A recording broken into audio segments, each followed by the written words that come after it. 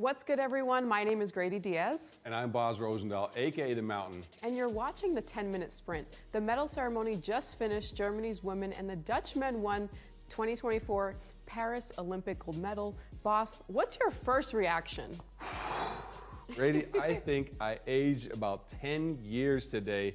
Look, first it was Germany picking up that gold medal in a very tight game, and then my Dutch guys won 3x3 gold. I still can't believe it. I think I might have shed some tears of joy on my shirt there. Couldn't get my contacts in, so I wore my professor glasses for you today. But wow, what a day. Just incredible. How about you? Oh my goodness, for me it was probably seeing everybody who pulled up, from Carmelo to Pau to just everyone there, and the family members, the French fans with their face paint and everything.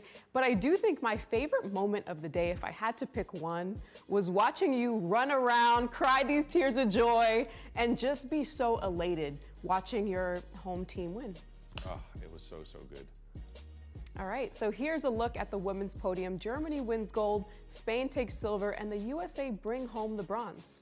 And in the men's tournament, the Netherlands win gold, France struck silver, and it was Lithuania who brought home the bronze. How did Germany win the women's tournament? They took care of business from day one.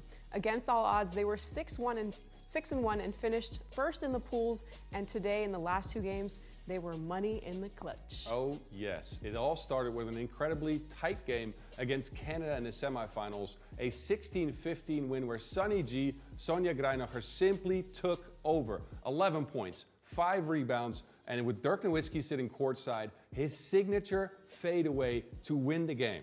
And in the final, you want more adrenaline? Another 1-point win, 17-16 against Spain. And you know what I liked the most? This time, it wasn't just a one-woman show. Every player on the team showed up and scored between 4 and 5 points apiece. Such a team win for Germany. Yeah, definitely. Look, every day on the show, Greydy, we've had a team expert on. For the last days of competition, or the last day of competition, I'm sorry, we're gonna go big. Not one, but 2 experts. And to speak about Germany, we bring you Alexandra Wilke, who played on the women's series with Team Germany, and Leon Vertig, who plays for the German men's national team. Alexandra first, then Leon second. How are y'all feeling right now? This is huge. It's crazy. I just saw the girls like fighting out there and busting their asses off, and it's just huge for German basketball. Absolutely. And what do you think made the difference for Germany in the final? They just never gave up. Like, I know Sonny and Svenny pretty well, and these players just don't ever give up, and that's what it was. Like, Spain was up by like, I think it was 2, then it was 3, and then Germany they just don't give up, and that's what it's about. And they made good decisions, took some good shots. Sonny made the 2-pointer in the end, which was huge for them, and that's what it's about. No lie, Sonny played probably the biggest games of the entire tournament on this final day. Leon, I gotta ask, what is the reaction in the German media to this win?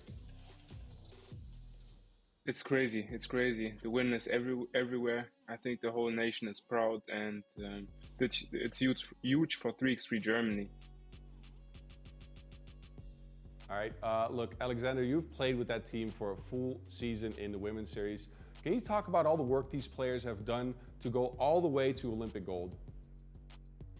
Yeah, especially Sonny and Svenny, they quit 5-on-5, and then they just dedicated like everything they had and put it into 3x3. They moved to a different city, and their goal was to go to Paris 2024. And it's just crazy because they just left it all out there, like just to qualify. And now that they were qualified, it was like, okay, let's go for a medal. And then it was so much dedication, effort, and so much work they put in there. All right, so Leon, one more question for you. With the men's national team, how close are you guys to the women's team, and how did you follow the tournament? I think we are very close to them. I mean, we played the same qualifying tournament in Hungary, and we could spend the time together with the women teams when they got qualified. And of course, we watched every game, texting messages in the group chat, and followed every second we could. That's so amazing. Well, thank you so much for joining. Congratulations, and we'll let you go back to celebrating with the rest of the 3x3 community in Germany.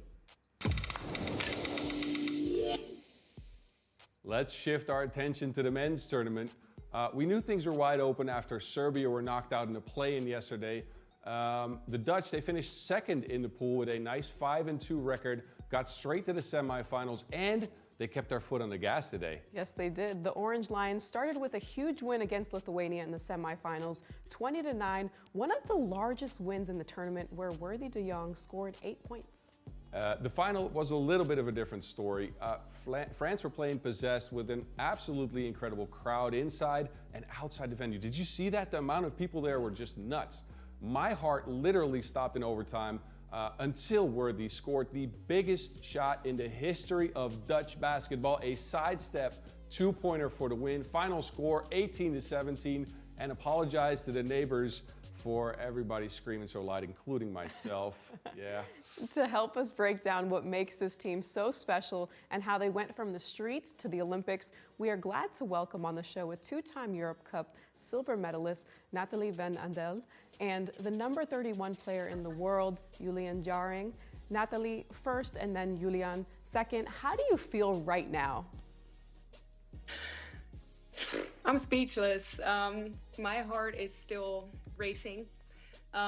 Like Boss said, sorry for the neighbors. I was jumping through the living room and celebrating because this is incredible. How about you, Julian? Yeah, it feels a bit surreal.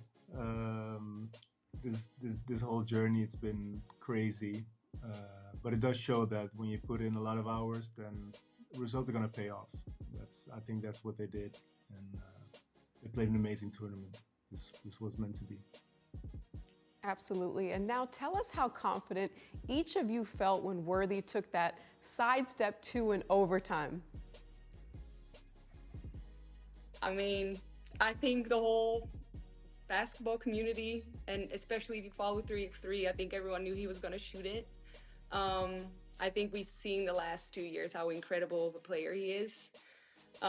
So I knew he was going to shoot it, and I know the confidence he has. So when he missed the first one, I wasn't doubting that he was going to shoot the next one too and make it, because he's just that good. All right, so Julian, obviously you play with the guys, you practice with them every day. Besides Worthy, what makes this team so unique? At this tournament, I feel like there was such a good connection. There was a lot of chemistry on the court. I think the best games were the ones where the scores were more split, where everybody scored. And of course, it helps a lot to have a player like Worthy on the team. That, I mean, when that last ball, well, actually the first shot, I already thought it was going to go in overtime. And second one, I called it. I said, yeah, this one's going to go in. He's going to make a two-pointer. But I feel like Arvin, with, I think, top rebounder in the team, it's an unmissable force. Even though he's supposed to be our shooter, he's grabbing the most boards in the team. I think as well as with Team Amsterdam, it's the same thing. Jan putting in all the work, and I think Di Maio played an amazing tournament. The whole week he was his old self. I mean, yeah, it was a joy to watch. Look, for both of you know, 3x3 is a big thing in the country of the Netherlands now. Probably even bigger after tonight. I don't know yet because my phone was blowing up so much I threw it away. But talk to us about how it is in the Netherlands. How many people are talking about the team in the media? I just scrolled through Twitter and there was guys saying, "Oh, I'm jumping in the living room for a sport I've never watched." Obviously, the clip of Worthy shooting that shot and making it is just being reposted. So, from what I've seen, it's all over right now, and I think that's amazing because obviously basketball is a smaller sport in the Netherlands, and for them to win a gold medal and show like, hey, we're here, like basketball is a sport here in the Netherlands, I think it's just, I just think it's amazing. All right, well, thank you so much for joining. Congrats to you and to the team, and make sure you celebrate in style. We will. You will. All right. right, look, Grady, I've been in this situation before of winning silver, right, at the 2017 World Cup. And it's always heartbreaking to finish a tournament on a loss, but I thought we should take a moment to congratulate Spain on an amazing tournament. Absolutely. I don't think many people had Spain getting to the Olympic final, but the team was absolutely fantastic. They showed some nerves of steel all tournament and won their 2 games in overtime. The final was just one close game too many. Sandra Igueravide finished 5th overall in scoring and was one of my favorite players to watch in Paris. Yeah, and then a well-deserved 3rd place for the USA women, who rallied after an 0-3 start in pool play. Sure, Haley's jumper was lit, but it was the defense that really improved. In their last 7 games, they kept their opponent under 14 points on average. That is more lockdown than the Pont des Arts. We tell you some more, but I would rather listen in on what Haley Van Lith had to say after winning that bronze medal. I think Kobe would be proud as heck of me for not letting us lose that last game. Sometimes you can't control the outcomes. Like that last game, I'm not gonna lie, it was tough. It was a tough situation for us to win in, and we didn't sulk in it. And like that's the Kobe mentality, is like F it, like go out and win the next game. It's incredible to see how his impact has really made its way to so many players around the world, right? Yeah, definitely. And there it is, the final standings in the women's category. We don't have time to go through all the teams ranked 4th to 8th, but I'll give a shout out to Tiffany Hayes, who had the best crossover and the best shoe game in the Olympics. Credits to Australia too, who were killing it on my fantasy team and could have won it all if Lauren Mansfield had not injured her back in the pool phase. Yeah, definitely. Going back to the men's tournament, massive credits for France for reaching the finals. I can't believe they came back from a 4-game losing streak in the pools, and then they beat Serbia and Latvia, previous world champ and Olympic champions, back-to-back in front of an incredible crowd. They made my heart stop in the final against the Dutchmen. I aged about 10 years in that game. Nobody believed in them, and they played incredible. Bravo. Absolutely, and congrats to Lithuania on winning the bronze medal in Paris the hard way. Their big man, Pukelis, carried the team on his back. He scored the most points, the most 2-pointers, and grabbed the most rebounds on the team. What struck me is that they didn't give up after a one-sided loss in the semifinals against the Netherlands. They came back with a new energy in the bronze medal game and won a 21-18 nail-biter against Latvia, who were the reigning Olympic champions. Yep. And there it is, the final standings in the men's category. Look, we've talked about the top 3. Serbia, an early exit, obviously. I'm gonna miss the southpaw spikes for the polar bear from Poland. They ended up in 6th, and the drives from Ning Zhang from China in 8th were cool as well. That's your standings for the men. Absolutely. Well, boss, this is a moment of the show where we will focus on the players, and today we want to play a little game. Instead of just naming one player of the day, like we did in the previous shows, we will give you our personal team of the day like we did. And to get a bit of a steer, we will start by looking at the scoring charts in the women's category. Yeah, for sure. Take a look at the scoring chart. Sunny G ending up on top. Not only did she hit a game winner to get them to the gold medal game, she hit 59% of her 2-point shots. That is incredible, especially if you think about the fact that she played with a broken hand. You can see the Plouffe sisters on there. Both of them had kind of a slow day. Tiffany Hayes didn't even make it to the medal rounds, and she's in the middle there. And Sandra climbed all the way up to 5th today. Then on the men's side, let's see if we can get that graph.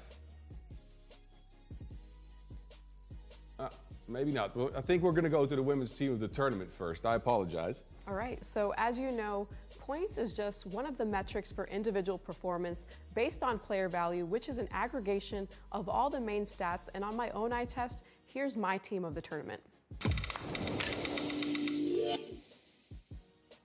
All right, so first up, MVP, I have our girl, Sunny G. You know, she led Germany, which I believe were the underdogs coming into this tournament. They beat USA in their first game, and for me, that made me think, hold up, this team might make it really far if they're beating the USA in game 1. Big statement. Sunny had an impressive p-value of 7.4, and in the gold medal game, she had a team high 5 points out of 17 points, which is pretty good. Yeah, I like it. Who are your other two players? All right, I had Sandra Igueravide. The way that she led her team, especially in the big moments, except for that gold medal game, she didn't really show up as much. But again, she was one of the most exciting players the entire tournament. And she's 39 years old, which is 19 years older than the youngest player in this tournament. So overall, she was just really fun to watch. And at third, my girl Alex Wilson, she was on my fantasy team. She showed up a lot, especially with Lauren Mansfield being out with that injury. She averaged 7.1 points per game. And how could we forget her many game winners this week? Yeah, you're right. Look, I think I have to agree with most of your team here. I got Sunny G as my MVP as well. Again, she played through a broken hand, but what I liked most was her veteran leadership. Again, the youngest player in the tournament was also on her squad. You talked about her, Elisa Mabius, and Sunny G kept on helping her in hard moments. I think that's a big reason why Germany got the gold. I'm gonna have to pick Sandra Igueravide as well. Finally, we agree on some players. Right? Sandra was, I think, the most clutch player out of all players on the women's end. Every time Spain needed a bucket, she came through. So I'll give her a spot on my team of the tournament as well. And then third, I'll take Haley Van Lith. I think her spirit got Team USA going after a very slow start in pool play. I think, again, she is one of the big reasons why they upped their defense. So I'll give her a spot on my squad. Yeah, and it's not really how you start, it's really how you finish. So to see them medal after such a rocky start was really impressive, and it was due to her leadership, especially towards the end. Yeah, for sure. Yeah. All right, well, let's get to the men's top scorers. I think now we have the graph. There you go. Atop the boards, Las Manas, who had a huge day today. He had 20 points, but his team lost twice. So I'm sure he's going to want to get that day back. It wasn't enough for Latvia. Worthy also climbing the charts. Again, he had an ankle injury earlier in the tournament. Really stepped up big on the last day of pool play for the men's, as well as today. Then Pukelis, you talked about them. Did you know he hit 100% of his free throws on the tournament? He didn't miss. Wow. Every single one of them. And then Norris Miezes, who had a slow day. You can see him tied for fourth and fifth there with Kenyon Berry, who obviously didn't play as USA was already knocked out. I want to give a shout out to Miezes because he hit the most twos in the men's tournament. He hit 20 on the tournament. That's a lot. Yeah. So team of the tournament. You want to start us off again? Ooh, sure, why not? So I have Worthy at MVP. He was the spark plug for the Netherlands. My goodness, his game winner, especially tonight, was beautiful, and he had crazy bounce. Did you see his dunk in that gold medal game? Yes. Oh, that was beautiful. So again, game high, 7 points, 2 rebounds, 9 highlights in the gold medal game. If anybody showed up today, it was Worthy. Yeah, that's a big double five. Who else is on the squad? Vergiat, actually. He showed up in some of the biggest moments. You know, he didn't always score the most points, but he was that player, again, two-way. Offense and defense, which I appreciate. He had 7 points in the semifinals today against Latvia, game winner against Serbia yesterday, and he was a big part in why France made it to the gold medal game. You're right. And my last guy, Pukelis. All right. I love me a big man, and I don't think Lithuania gets this far without him. Yeah. At all. In the bronze medal game, he had 5 points and 6 rebounds. He averaged 7 points per game, and his p-val average was 8.4, which was third. That's pretty good. Some agreement, some disagreement on this one, right? So Worthy, my MVP as well. Biggest shot of the tournament, biggest shot in Dutch history in basketball. He hits it. But before that, he got them to overtime. After a rebound, he drove to the hoop, tied the game up, then took it to overtime, sealed the deal there, picked up a gold medal for the Dutch. To add to my team of the tournament, though, I want to highlight Lucas Dussolier. Dussolier led France in scoring, hit 41% of his two-point shots. And again, we were talking about how the crowd got behind them. I saw him hype them up, get emotional a couple of times. So I like the way he played a lot. And third, I'm going to go with the guy that led his team to a 7-0 record here. Miezes had a bit of a slow day. They couldn't get a medal, I think mainly because of that, but he led his team to a perfect record in the pool. He was incredible, shot the most two-pointers on the tournament. We just mentioned that, so Norris Miezes is third on my team of the tournament. I just want to say, you know, with my fantasy team, I had Batman, and there were so many moments that I was like, I should have picked Robin. Yeah, definitely. All right, well, let's get to Paris.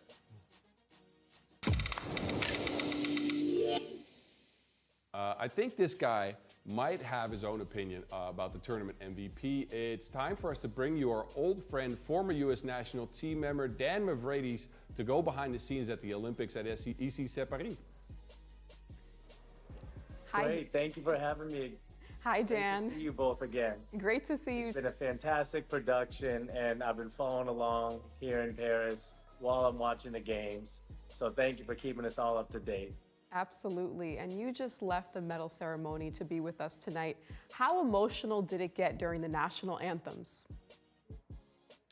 Very emotional. You know, as an athlete, and I think anyone watching the Olympics, it's an emotional moment. You can imagine how much sacrifice and dedication and grit and determination went into that one moment. And it was beautiful. All the athletes were very proud of themselves, and all of their peers and family members and the fans in attendance kind of came together to just experience that moment. Look, we could all see the vibes were incredible all week, but to me it went to another level today with so many public personalities, former NBA greats, Carmelo Anthony, Dirk Nowitzki, Jorge Barbosa, Paul Gasol, as well as some royalty out there too. How was the atmosphere today? You said it. There were kings, prime ministers, there were global icons across sports. So that was a really special environment today. I'm glad that the French men willed their way back into the finals, and for the home crowd, that was a very special thing. And yeah, everyone coming in and supporting the game. You know, I can't stress it enough, coming from the Tokyo Olympics where there were no fans. It was an amazing inaugural experience, but completely different. And I'm not sure, don't fact check me on this, but it felt like over 10,000, maybe 20,000 people outside the venue watching in. And it just made for one of the most memorable moments of my life, and I wasn't even playing. That's incredible. Now, today was the last day of action for 3x3. Of all the things you've seen, what is the best memory you will take home with you? Whew, so many. It's been a jam-packed 9 days from the first games through the medal ceremony just now. And for me, it has to be seeing two new countries win the gold medal with the Netherlands and Germany. And it's just, you know, a very unique, and probably the biggest moment in their athletic lives. I think no matter what you've accomplished as an athlete, winning a gold medal is a defining moment and will stick with you forever.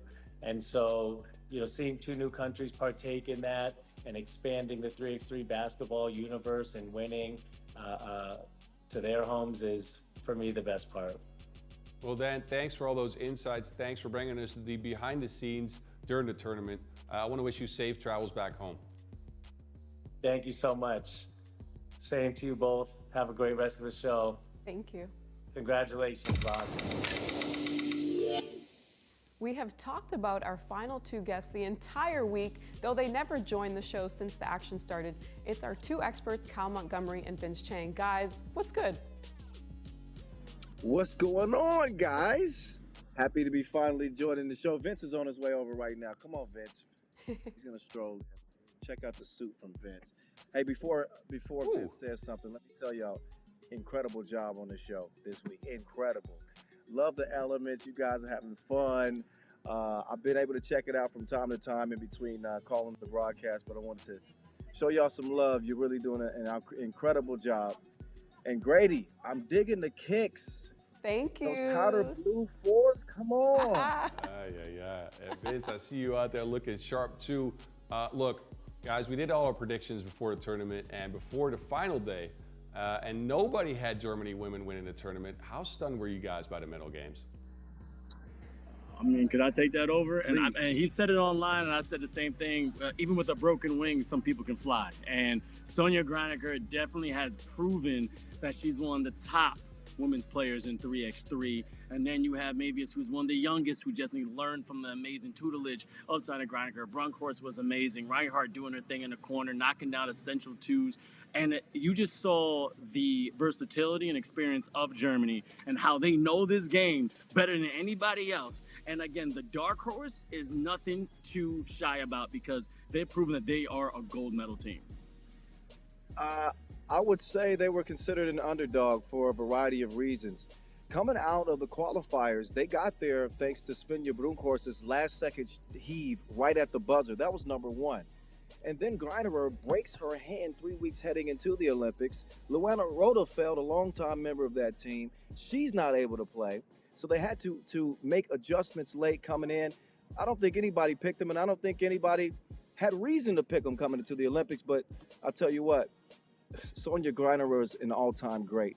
Her combination of skill inside and outside, her leadership with that team, maybe is coming in as a 20-year-old, the youngest women's player in the competition, contributing in the way that she did. I mean, that was a team effort. I think that this Olympics, and particularly Germany, they showed us all that we don't know much about nothing about 3x3 because anybody can win at any given time.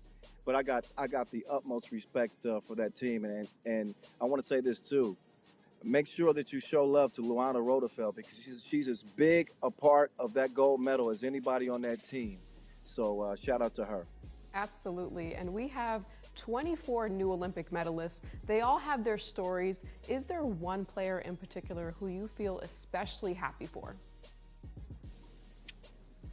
You take it, young fella. Oh You my take it. God. You take I it. mean, if it's come for the gold, I'm going to keep repeating Sonja Greinerer. She definitely, showed out. But you know what I'm going to say? Sandra Iguravide. This woman has been in the game for how long? We have done pieces on her on how she has fallen 7 times, but she's proven that you get up 8. She deserves some kind of recognition, especially on this stage. She showed us all up. Okay, she advanced. She basically carried her team. Again, give it to Vega Jimeno, give it to the Chameleon, and also give it up to Garcia Lasso. They did a great job. But I would pick Sonja Greinerer crew. But one on Sandra Iguravide, you deserve that hardware. Congratulations, you finally got it. All right, I'm going to skirt your question because I can't say just one player that I'm happy for.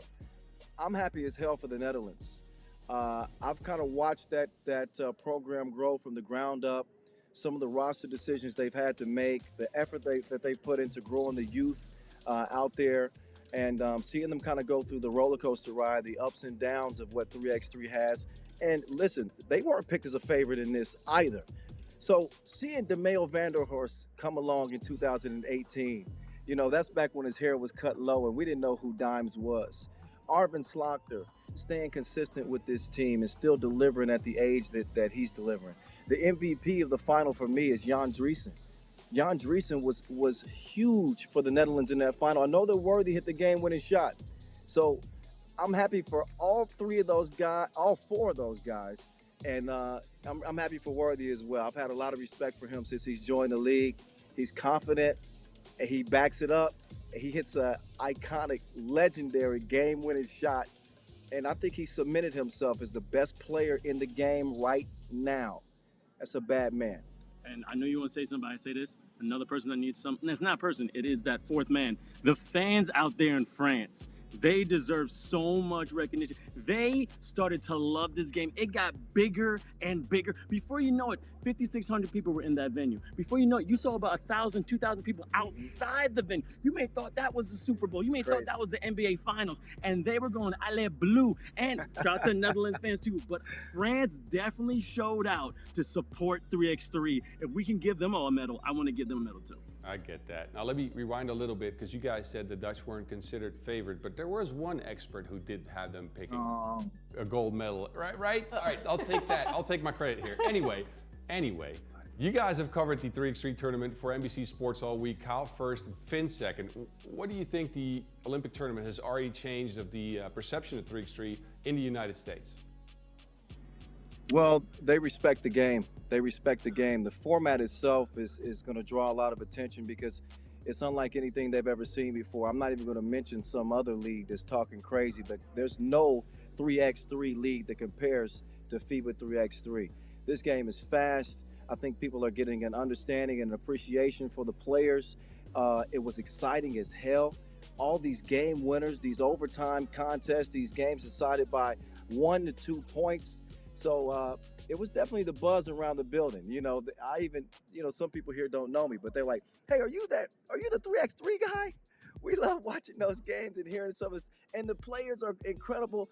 They're locked in. So, you know, it has to be presented at the pinnacle of sports so the world can see what, you know, I've now known for 10 years covering this game. But now that it's disseminated and all these eyeballs can see it, they're loving it, they're embracing it. This was the real true experience of 3x3, unlike Tokyo. And I'm telling you, this is only on the way up. Watch what happens with the World Tour going forward. And the Women's Series. And the Women's Series. Yeah, shout out that. And shout out to NBC. They allowed me to do a little segment to explain the rules of 3x3. I was going around the entire building getting the 3x3 jersey signed, and it's the action that they were really attracted to. I mean, a lot of people are like, so what is this game? And then when they start watching it, they just keep being gravitated. And just really quick, if that person that we're talking about, you know, does want to mess with our players, you know, let's just say that day won't be a good day, all right? These players, they come to play. Absolutely. Well, thank you guys so much for holding down the fort for us in the U.S. And better luck next time on the fantasy game. Oh, yeah, you know what? Congratulations. Tell who won. I haven't looked. Is it my guy Boz? It's looking like I might have picked up a dub there. We'll get to the results tomorrow, though. Don't worry. What about the picks? What do you won the picks? The game picks? No, we're not talking about that. Oh, guys out of here. Get these guys out of here. Hey, thank y'all so much. Incredible work. Much love. Can't wait to see y'all. Thank you. Wow. Grady. I kind of let that slip there, right? The 3x3 tournament on the Olympic level is over, but we have a little surprise for all the 3x3 fans. We are back one last time tomorrow. We are indeed back for one last episode on Tuesday, and here's the 5 reasons why you should join. At 5, you will finally get to know who won the second and third most important events this week, the expert fantasy and predictor games. At 4, we will go to analyze in details how they won the finals. At 3, we will react to the official team and tournament MVP. Just look at my picks. I did all the hard work. At 2, we will bring you the best reactions from the fans. And at 1, we'll be on the phone all day to get you some of the Olympic medalists on the call. That's a lot of great reasons. Look, Grady, thank you for being such a great co-host again today. Thank you to everyone watching. If you enjoyed the show, please drop a like, a comment, subscribe, or give us a shout out on socials. This was the 10-Minute Sprint, episode 9. Remember, we'll be back Tuesday for one final episode. Take care and see you then. Bye-bye. Bye.